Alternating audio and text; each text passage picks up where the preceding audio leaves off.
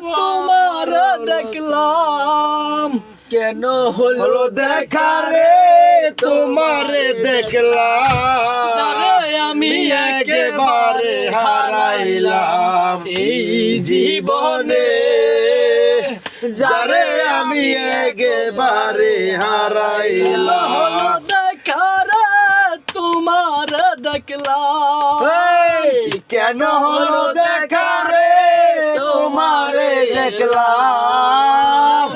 আমি একেবারে হারাইলাম জীবনে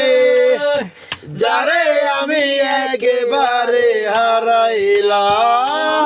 দাঁড়ায়া বলবো মনের কথা কথা শুনে তুমি যদি পাও ব্যথা কোন মুখে দাঁড়াইয়া বলবো এই মনের কথা